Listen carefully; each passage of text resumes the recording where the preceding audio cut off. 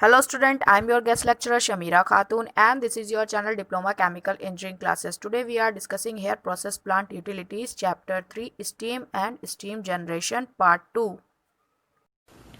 Types of steam generator or boiler. Boiler, also called steam generator, is the engineering device which generate steam at constant pressure. आपको मैंने थोड़ा सा इसका knowledge दिया था। Steam generator को ही हम लोग बॉयलर कहते हैं। अब बॉयलर के नाम से ही पता चल रहा है, बॉयलर मतलब कुछ बॉयल हो रहा होगा, यानी आपका वाटर बॉयल होता है एंड उससे हम स्टीम बनाते हैं। और ये जो स्टीम आप बनाते हो उसके जो इक्विपमेंट है यानी उसका बर्तन है, उसका इंजीनियरिंग डिवाइस जो है उसको हम लोग बॉयलर कह रहे हैं। और ये जो स्टीम बनती है ये कांस्टेंट प्रेशर पे बनती है, यानी प्रेशर फ्लक्चुएट नहीं होता, एकदम कांस्टेंट रहता है, उतने पे हमें स्टीम मिलती है।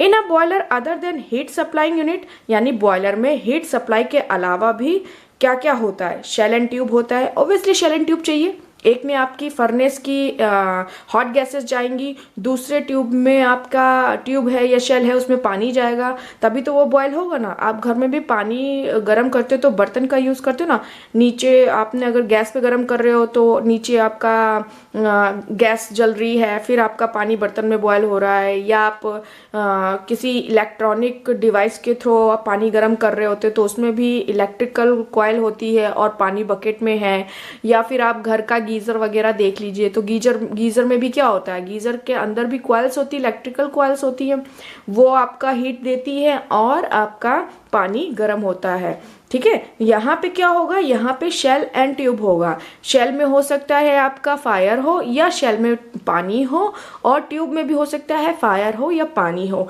ये अलग अलग टाइप के बॉयलर होंगे, मैं इनके बारे में अभी आपको बताऊंगी आगे ही इसके ही आगे। A number of other devices are used for its control. Obviously shell and tube बन गया, अब आपका स्टीम बन रहा है, उसके अलावा भी तो बहुत से डिवाइसेस उसको कंट्रोल करने के लिए चाहिए, सेफ एंड एफिशिएंट ऑपरेशन के लिए कि भाई पीएसवी लगा है कि नहीं लगा है, ज़्यादा स्टीम का प्रेशर ना बढ़ जाए, है ना, और वाटर का फ्लो रेट कितना रखना है, कहीं ऐसा ना हो हमारा टैंक ओवरफ्लो हो रहा है, स्टीम हमारी उतनी बनी नहीं रही है। तो ये सब एफिशिएंट ऑपरेशन के लिए हमें बहुत सी चीज़ें देखनी पड़ेंगी। Devices which are mounted on the boiler for its control and safe operation are called mountings. ठीक है, यानी जो डिवाइस आपके बॉयलर पे माउंटेड होंगी और ये इनका काम बेसिकली क्या होगा, आपके बॉयलर को कंट्रोल करना और सेफ ऑपरेशन करना, वो क्या कहलाएंगी, माउंटिंग्स कहलाएंगी। Which device which are mounted on boiler for its performance to improve are called accessories। यानी अब वो डिवाइसेस जो माउंटेड होंगी बॉयलर के पर किसके लिए, उसकी परफॉर्मेंस को इम्प्रूव करने के लिए, वो सारी आपकी एसेसरीज कहलाएंगी। तो बॉयलर में अगर आप बात करें तो हम तीन तरह से बात कर सकते हैं। एक तो शेल एंड ट्यूब हो गया जिसमें आपकी फर्नेस की हॉट गैसेस जाएंगी और वाटर बॉयल होगा। दूसरा माउंटिंग्स होंगी जो कि बहुत ज़रूरी है, और एसेसरीज क्या है, ये ऑप्शनल है। अब टाइप्स ऑफ बॉयलर में आते हैं, इनको बहुत तरीके से डिवाइड किया गया है। बेसिकली आपने fire tube and water tube पढ़ा होगा, बट उसके अलावा भी ये बहुत से बॉयलर्स होते हैं, इनके बारे में पहले हमें पता होना चाहिए। सो इसलिए मैंने ये सारे बॉयलर्स मेंशन किए हैं, बहुत डिफिकल्ट नहीं है, आपको पता होना चाहिए। आप एग्जाम में अगर बॉयलर्स के टाइप पूछे तो आपको ये लिखने हैं, फिर उसके बाद में वाटर एंड ट्यूब अगर पूछा है कि भाई इसके बारे में बताइए तो आप उसमें इसका लिख सकते हैं। तो फर्स्ट है based upon the axis of the shell, यानी अब एक्सेस कैसा है, मतलब बॉयलर आपने खड़ा रखा हुआ है, हॉरिजॉन्टल है, लेटा हुआ है, या फिर किसी एंगल पे इंक्लाइंड है, तो उस बेसिस पे आपका बॉयलर डिवाइड किया गया है जो उसका शेल है। तो कैसा है, vertical boiler, horizontal boiler, incline boiler. Second type कौन सा है, based on utility of boiler, यानी कौन सी यूटिलिटीज हम उसमें यूज कर रहे हैं। फर्स्ट हो गया stationary boiler, such boiler are used in the power plant industrial process, यानी जो स्टेशनरी बॉयलर होते हैं वो आपके पावर प्लांट और इंडस्ट्रियल प्रोसेस में यूज होते हैं। सेकेंड क्या है, पोर्टेबल बॉयलर। अब पोर्टेबल है यानी आप उस बॉयलर को उठा के कहीं से भी कहीं ले जा सकते हो, तो यानी इसका मतलब हो गया इसका साइज छोटा होगा। साइज छोटा होगा जैसे आपको एग्जाम्पल के लिए लोकोमोटिव बॉयलर हो गया या मैरिन बॉयलर हो गया, ठीक है, ये हो गए। और जो स्टेशनरी है, अब वो बड़ा बड़ा बॉयलर है जो बिल्ड कर देते हैं हम, मतलब बिल्डिंग के तौर पे बनाते हैं कि भाई ये यहाँ पे बॉयलर सेक्शन है। आप बड़ी बड़ी प्लांट में जाएंगे जहाँ पे पावर जनरेशन होता है, तो वो वहाँ पे स्टेशनरी बॉयलर होता है, वहाँ फर्नेस के साथ में जुड़ा होता है बॉयलर, तो वो इधर से उधर बार बार नहीं किया जा सकता। पर जो पोर्टेबल बॉयलर होगा वो आपका भाई यहाँ से उठा के इस जगह जरूरत नहीं है तो उस जगह जरूरत नहीं है तो इस जगह ले जा लीजिए, तो ऐसा हो गया। थर्ड क्या है, based on the type of firing employed. अब उसमें फायर कैसा है, कहाँ हो रहा है, कैसे हो रहा है, तो हम लोग अभी मैंने आपको बता रही थी क्या है, एक्सटर्नली फायर्ड बॉयलर और इंटरनली फायर्ड बॉयलर। यानी जब फर्नेस क्या होगी उसकी, is outside of the boiler unit, यानी जो फर्नेस है जहाँ पे हम आग जला रहे हैं वो बॉयलर के आउटसाइड यूनिट में होगी, तो वो हमारी एक्सटर्नली फायर्ड बॉयलर कहलाएगा, जैसे कि लोकोमोटिव बॉयलर में होता है। इंटरनली फायर्ड बॉयलर में क्या होगा कि उसका जो फर्नेस है वो बॉयलर के साथ ही होगा, उस यूनिट के साथ ही जुड़ा होगा, जैसे कि बॉबकॉक विल्कॉक्स बॉयलर हो गया। फोर्थ टाइप कौन सा है, based upon the tube contain, यानी ट्यूब के अंदर अब क्या है। मैंने अभी थोड़ी देर पहले डिस्कस किया था कि एक शेल होगा और कुछ ट्यूब्स होंगी, तो शेल में क्या होगा उस पर डिपेंड करेगा, ट्यूब में क्या होगा उस पर डिपेंड करेगा। तो फर्स्ट नंबर का क्या है, फायर ट्यूब बॉयलर। जो फायर ट्यूब बॉयलर है, नाम से ही पता चल रहा है ट्यूब में फायर होंगी, यानी जो हॉट गैसेज हैं वो ट्यूब के इनसाइड होंगी और जो वाटर है वो आउटसाइड होगा। एग्जाम्पल के लिए लोकोमोटिव ले लीजिए जैसे होता है। सेकेंड क्या होगा, वाटर ट्यूब, यानी अब ट्यूब के अंदर में वाटर है, यानी जो इनसाइड ट्यूब्स हैं उनके अंदर में वाटर है, और जो आउटसाइड है यानी शेल है उसमें आपकी हॉट गैसेस है, और ये हॉट गैसेस कहाँ से आ रही हैं, फर्नेस से आ रही हैं। एग्जाम्पल के लिए आपका हो गया बॉबकॉक विल्कॉक्स, ठीक है। Based on the type of fuel used, अब हम कौन सा फ्यूल यूज कर रहे हैं उस पर भी डिपेंड करेगा, सॉलिड फ्यूल यूज कर रहे हैं कि लिक्विड फ्यूल यूज कर रहे हैं कि गैस फ्यूल यूज कर रहे हैं। ये हम लोग सेकेंड चैप्टर में पढ़ चुके हैं ना कि सॉलिड फ्यूल में हमने क्या यूज किया था, लिक्विड में और गैस में, ठीक है।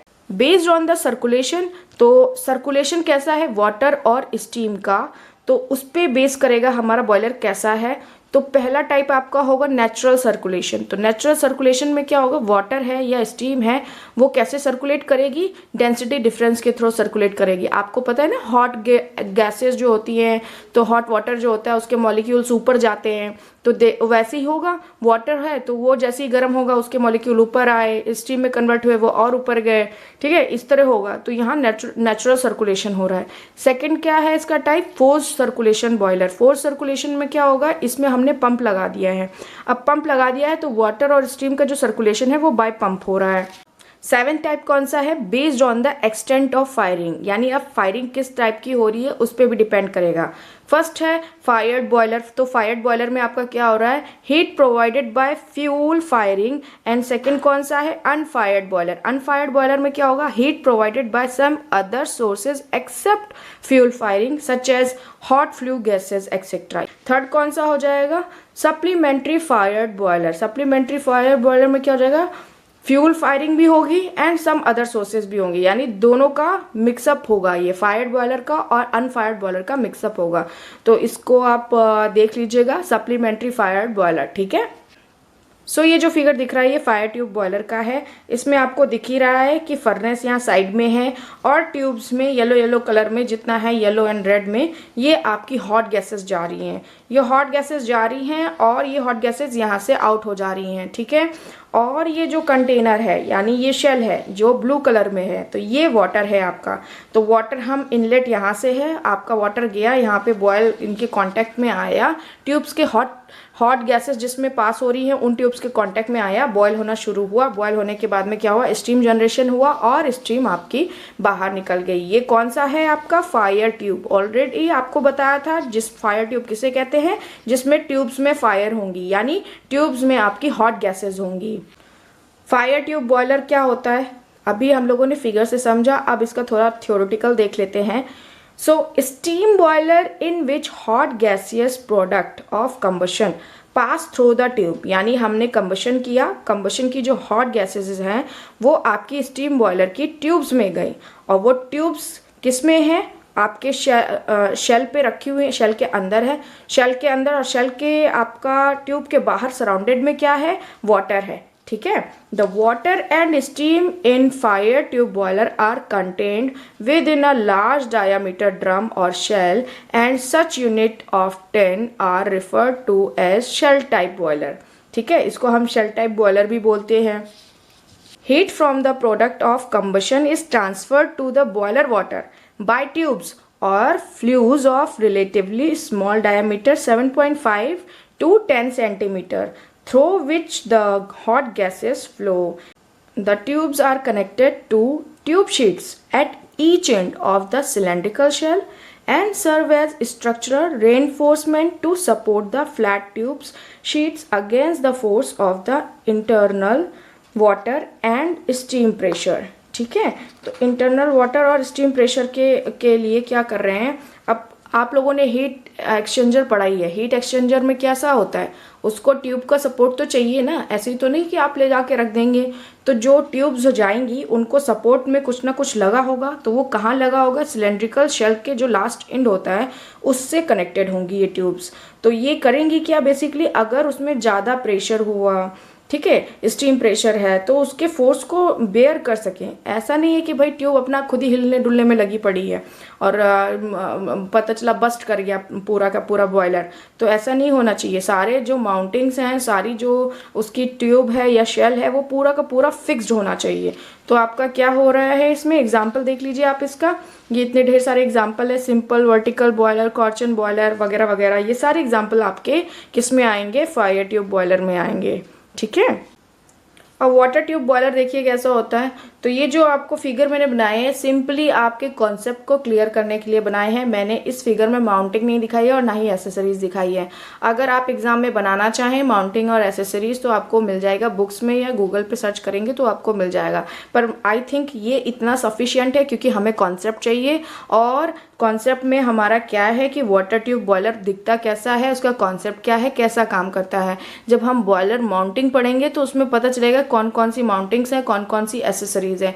जैसे कि पीएसवी हो गया, प्रेशर कुकर आप लोगों ने घर में देखा ही है। प्रेशर कुकर में क्या होता है कि आप खिचड़ी बना रहे हो या पुलाव बना रहे हो, तो उसमें स्टीम जनरेट होता है। स्टीम के थ्रू आपका वाटर क्या करता है, वाटर बॉयल होता है, उससे खाना पकता है, स्टीम जनरेशन होता है। जो एक्सेसिव स्टीम है वो किसके थ्रू निकलती है, विजल के थ्रू, यानी जो उस पर सीटी लगी होती है तभी तो सीटी बजती है, वो एक्सेसिव प्रेशर को रिलीज करने के लिए ही तो होता है। तो इसी तरह आपके प्लांट का भी जो बॉयलर होगा ना, उस पर भी ऐसे ही पीएसवी सेफ्टी यानी सेफ्टी वॉल लगे होंगे, प्रेशर सेफ्टी वॉल लगे होंगे। उनके बारे में हम माउंटिंग और एसेसरीज वगैरह में पढ़ेंगे। फिलहाल अभी हम बेसिक कॉन्सेप्ट समझेंगे, और आपको एग्जाम में वैसे यही बनाएंगे तो आपको अच्छा मार्क्स मिल जाएगा। वो फिगर बनाने में बहुत ही डिफिकल्ट होगा, तो ये सिंप्लीफाई फिगर है, आप कोशिश कीजिए कि यही वाला बना दीजिए तो ज़्यादा बेटर है। ठीक है, तो वाटर ट्यूब बॉयलर में क्या है, अब आपको नाम से ही समझ में आ रहा है। ट्यूब्स में आपका वाटर है और शेल में आपका फायर है। तो शेल का में जो फायर है वो कहाँ से आ रही है, ये फर्नेस है।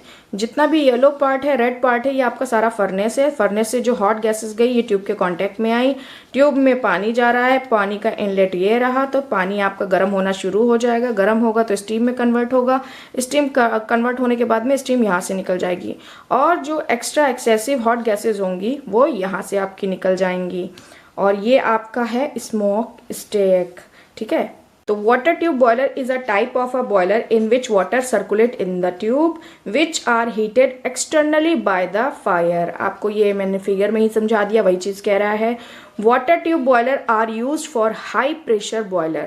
वाटर ट्यूब बॉयलर कहाँ यूज़ किया जाते हैं, जब हाई प्रेशर यूनिट होगा, हाई प्रेशर बॉयलर होंगे, वहाँ पे ही यूज़ किए जाते हैं। एग्जाम्पल के लिए देख लीजिए, इतने ढेर सारे हैं आपके, बैबकॉक है और स्ट्रिलिंग बॉयलर है, ला माउंट बॉयलर है, इतने ढेर सारे बॉयलर हैं, एक्सेट्रा एक्सेट्रा। आप देख लीजिए, इन सब का नाम याद कर लीजिएगा, एग्जाम में आप लिख लीजिएगा। स्ट्रेट वाटर ट्यूब की बात करें तो स्ट्रेट वाटर ट्यूब में क्या होगा, जो ट्यूब्स होंगी वो एक एंड से दूसरे एंड तक पूरी की पूरी स्ट्रेट होंगी। ठीक है, दूसरा क्या है, अब स्ट्रेट है और दो एंड है तो क्या होगा, टू एंड हेडर्स भी होंगे, दो हेडर्स होंगे उसके। Circulation of water is caused by the density difference. अब स्ट्रेट ट्यूब है तो जो इसमें पानी का सर्कुलेशन है वो कैसा होगा, डेंसिटी डिफरेंस के थ्रू होगा। बेंड वाटर ट्यूब में क्या होगा, बेटर देन स्ट्रेट, यानी आपके जो स्ट्रेट ट्यूब है उनसे बेटर देन होगी। क्यों होगी, ईजी इंस्पेक्शन होगा और मेंटेनेंस ईजी है, मैक्सिमम हीटिंग सरफेस मिलता है यहाँ पे, है ना। So advantages of fire tube boiler के देखते हैं। Fire tube boiler are more flexible, तो यानी फायर ट्यूब बॉयलर जो हैं बहुत ही फ्लेक्सिबल हैं। क्यों हैं? And can meet sudden steam demand without much pressure fluctuation, यानी प्रेशर फ्लक्चुएशन के बगैर ही ये सडन डिमांड जो हमारी स्टीम की प्लांट से आती है तुरंत की तुरंत ये आपको स्टीम प्रोवाइड करा देते हैं। कि क्या होता है कि स्टीम की सडन डिमांड कैसे आएगी? अब अचानक से कुछ फेलियर हो गया, ठीक है, या वो इलेक्ट्रिक फेलियर हो सकता है या कुछ प्रॉब्लम हो गई है, तो आपका प्लांट जो है शटडाउन के कगार पे आ गया है। तो शटडाउन हो गया है, शटडाउन के बाद में क्या है, इक्विपमेंट्स की क्लीनिंग करनी है। तो इक्विपमेंट्स की क्लीनिंग के लिए आपको स्टीम चाहिए होगा, तो स्टीम के लिए हमें सडन स्टीम का डिमांड हो गया इस तरह से। तो वो जो स्टीम का सडन डिमांड है वो बिना प्रेशर फ्लक्चुएशन के हमें हमारी रिक्वायरमेंट को पूरा करता है। कैसे करता है कि आपको पता ही है कि जो स्टीम है अगर उसका ज़रा सा भी टेम्परेचर इधर उधर हुआ, यानी आप लोग बॉयलर के लिए जो हम स्टीम बनाते हैं उसकी क्वालिटी हम ध्यान रखते हैं ना, कि जो हमारी स्टीम है वो ड्राई सैचुरेटेड स्टीम होनी चाहिए। अगर थोड़ा सा भी टेम्परेचर इधर उधर हुआ तो वो वेट स्टीम में या फिर सुपर हीटेड स्टीम में कन्वर्ट हो जाएगी। तो हमें ध्यान क्या रखना है कि हमारा ड्राई सैचुरेटेड स्टीम रहे। सो मच फ्लक्चुएशन नहीं होता है आपका फायर ट्यूब बॉयलर में।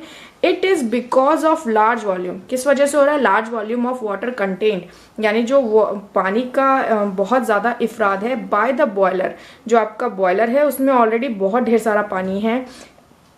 And heat energy stored in hot water, जो हीट एनर्जी है ऑलरेडी वाटर की आपकी हॉट वाटर में स्टोर्ड है। It may be noted that, हम इसे नोट कर सकते हैं कि energy stored in a definite volume, किसी दिए गए वॉल्यूम पे water at given pressure and temperature.